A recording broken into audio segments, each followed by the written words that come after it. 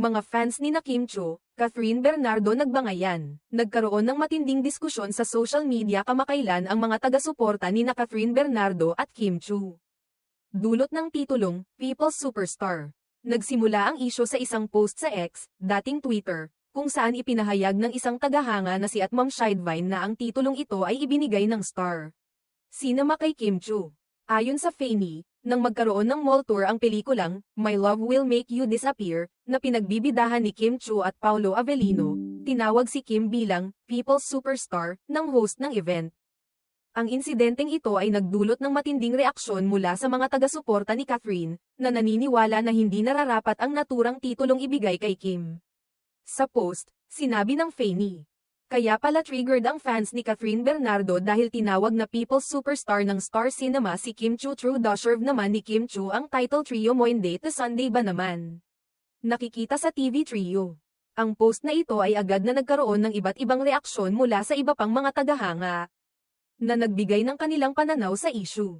May mga sumang-ayon at nagsabing karapat-dapat nga si Kim Chiu sa naturang title dahil sa kanyang pagiging grounded at tapat sa mga tagahanga at ang kanyang mga aktibidad sa charity work. Ayon sa isa, Kim Chiu stayed grounded despite her massive success. Never naging out of touch, very active in charity works. Even celebs would attest how genuine at caring she is. Her life story is very relatable and inspiring. Truly, worth it to be the people's superstar Queen Kim Chiu.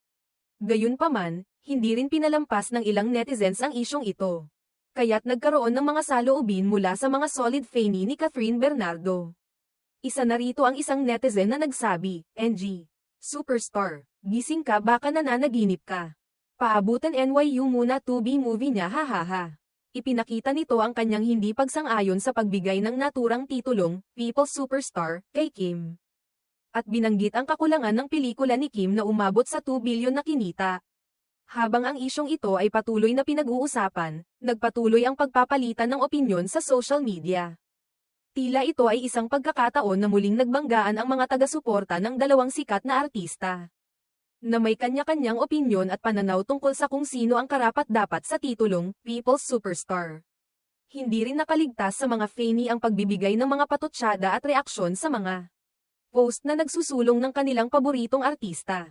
Ang insidente ay nagpatuloy sa pag-usbong ng mga issue, at mukhang hindi ito palalampasin ng mga supporters ni Catherine, na malamang ay magpapatuloy sa pagpapahayag ng kanilang mga opinyon. Sa mga ganitong pagkakataon, malinaw na ang pagtangkilik ng mga taga-suporta sa kanilang mga idolo ay may kasamang emosyon at pagkakaisa.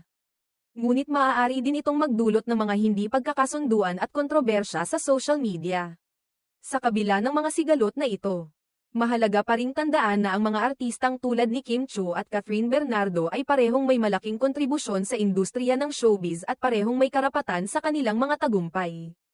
Ang mga isyu at diskusyon na lumalabas ay patunay ng malalim na koneksyon ng mga fans sa kanilang mga idolo at ang malaking bahagi na ginagampanan ng social media sa pagpapahayag ng opinyon ng bawat isa.